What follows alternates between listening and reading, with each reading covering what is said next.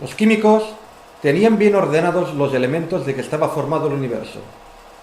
Pero a pesar de todos sus descubrimientos y su organización de los elementos, no tenían aún la respuesta a la vieja pregunta de Tales. ¿Existe una sustancia básica que constituye todo el material del universo? William Prout propuso que era el átomo de hidrógeno. Si se le atribuye un peso atómico de 1, cabe suponer que todos los demás elementos están hechos con este bloque de construcción. Sin embargo, numerosos elementos poseían un peso atómico que no era un múltiplo entero del hidrógeno. Fue un físico británico, Joseph John Thomson, el que descubrió la primera partícula que formaba parte del átomo. Los experimentos con electricidad habían averiguado que una corriente eléctrica en el vacío producía una radiación brillante a la que llamaron rayos catódicos.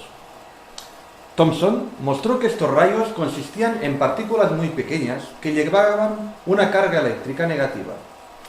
La masa de la partícula era 800 veces más pequeña que el átomo de hidrógeno. Parecía la última unidad de electricidad, por lo que lo llamó electrón. Veamos un experimento en el que interviene también electricidad y magnetismo.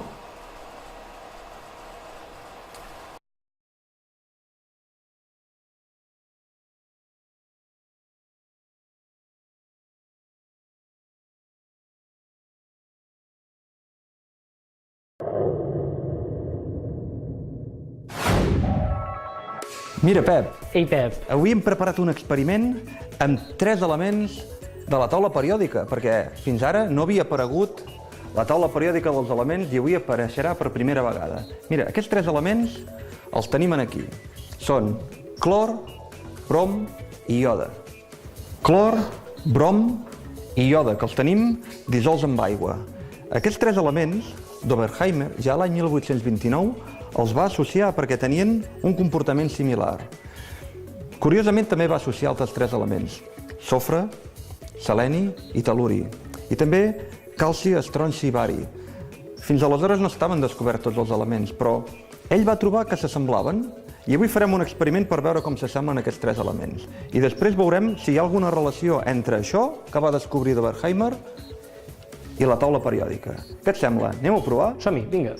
Fixa la intensitat del color. El clor no té color. El brom és de color taronja i el iode és d'un color taronja molt més pujat. I una cosa que no es veu és el seu pes atòmic. El pes atòmic d'aquest és just la meitat del clor i la del iode. La seva capacitat oxidant també varia, siguent aquest el més oxidant, aquest al mig i aquest el que menys de tots. I ara ho veurem. Mira, els colors ara els veiem aquí amb aigua, però aquí hem preparat, en aquests tubs d'assaig, que hi ha una part a dalt que és aigua i una part a baix que és un dissolvent orgànic. Aquests elements es dissolen molt bé amb dissolvents orgànics i els colors seran diferents dels que tenim aquí. Anem a provar, Pep? Provem-ho. Vinga.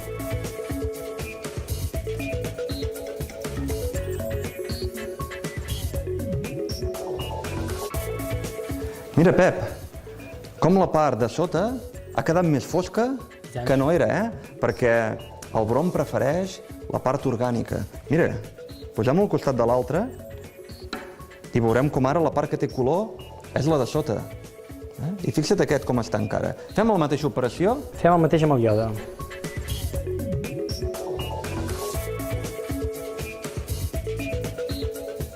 Mira, Pep, he preparat 2 dissolucions, però he fet una errada, no els he etiquetat. I ara no sé on te tinc el iodur i on te tinc el bromur. Com ho podem fer, això, Pep? Home, amb l'oxidant, amb el clor, podem oxidar-los. Molt bé. El brom i el iode i veurem el color diferent. Doncs mira, aquest el posaré a la dreta i tu poses aquest a l'esquerra.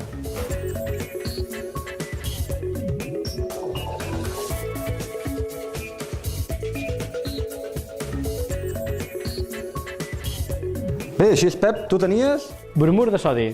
Jo tenia el iodur perquè, mira, queda de color rosa. S'ha format iode, i tant. Bé, doncs amb aquest experiment tan colorejat hem pogut veure com els halògens estan ordenats en la taula periòdica. Aquest és un exemple només, però en un proper capítol, amics, veurem la capacitat de la taula periòdica i com és que els elements estan posats d'aquesta forma. clor, brom i ioda. En veurem algun més, amics. Fins la propera. Fins la propera.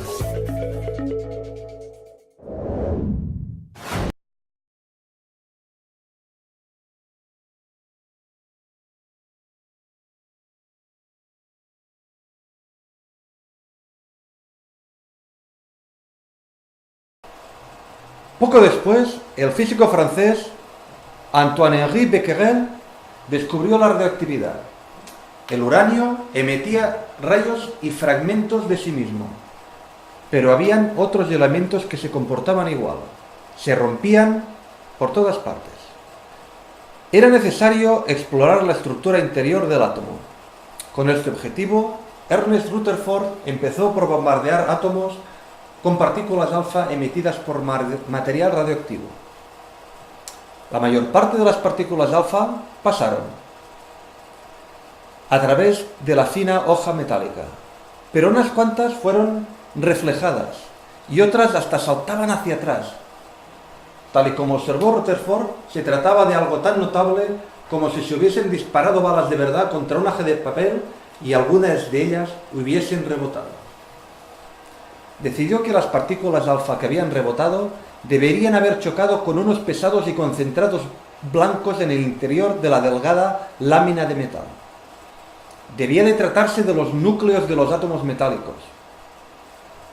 Y del hecho de que la mayor parte de las balas pasara a través de la lámina sin ser reflejados, dedujo que el núcleo de cada átomo debía ser muy pequeño, tan pequeño que solo una de cada varios millares de sus balas alcanzaba un núcleo. Por tanto, la mayor parte del volumen de un átomo debía consistir en espacios casi vacíos poblados por solo ligeros electrones. ¿Y de qué estaba hecho el núcleo? Rutherford decidió que consistía en una o más de una partícula cargada positivamente, a las que llamó protones. Cada núcleo tenía tantos protones como electrones tenía el átomo. Así el átomo debía ser eléctricamente neutro. El descubrimiento de Becquerel de las radiaciones del uranio fascinó a Marie Sklodowska. Marie empezó por tratar de medir la fuerza de la radioactividad. Durante su trabajo con Pierre Curie, con quien se casó, descubrieron que en el mineral de uranio había algún otro mineral en pequeña cantidad, pero con mayor radioactividad. Para encontrarlo, debían reunir grandes cantidades de mineral. Comenzaron a trabajar con montañas y montañas de mena de uranio. Consiguieron reducir sus toneladas de mena a unos residuos altamente radioactivos. Obtuvieron una pizca de polvo blanco, que era 400 veces más radioactivo que el uranio puro. Los Curie lo llamaron polonio. No obstante, este elemento no era el causante de toda aquella radiactividad. 6 meses después, finalmente, concentraron su elemento.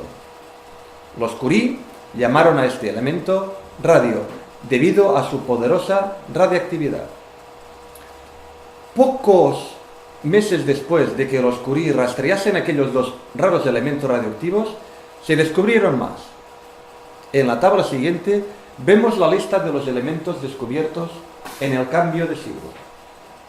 La mayor parte de los elementos se adaptaban estupendamente bien a la tabla periódica, pero los elementos radioactivos introdujeron nuevos problemas en la tabla. Rutherford y su ayudante Frederick Soddy se percataron casi al instante de que los elementos radioactivos debían estar continuamente cambiando. Cada vez que un átomo radioactivo emitía una partícula alfa o una partícula beta, se convertían en un átomo diferente. El rompecabezas de la tabla periódica se planteó cuando los químicos comenzaron a fijar su atención en los productos de la decadencia de los elementos radioactivos.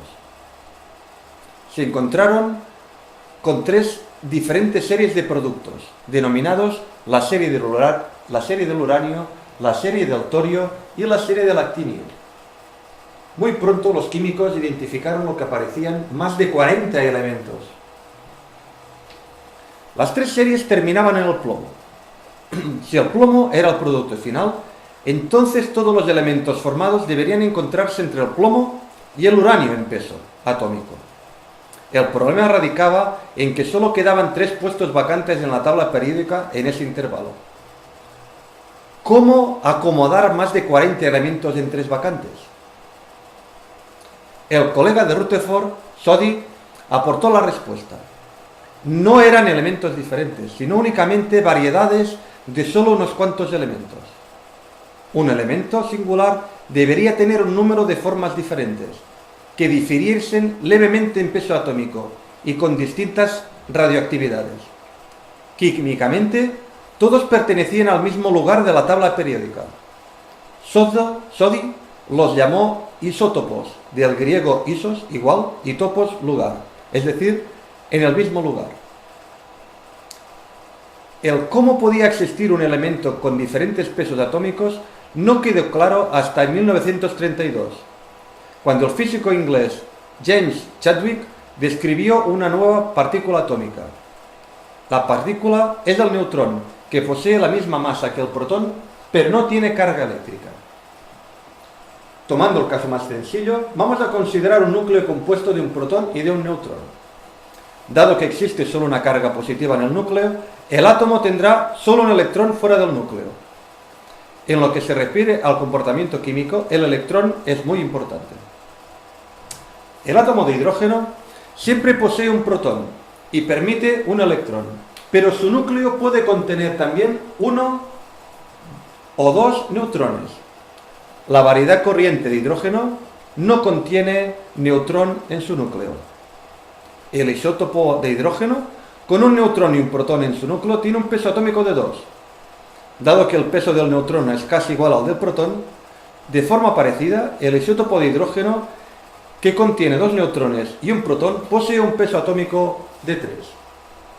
Lo mismo sucede con todos los demás elementos. Los pesos atómicos de sus isótopos varían de acuerdo con el número de neutrones que existen en su núcleo. La teoría del isótopo fue tenida en cuenta al instante. La teoría mostraba además por primera vez por qué los pesos atómicos de la mayor parte de los elementos no eran números enteros. La razón era simplemente que los elementos, tal y como se encuentran en la naturaleza, constituían mezclas de isótopos. Por ello, el hidrógeno pesa 1,0079.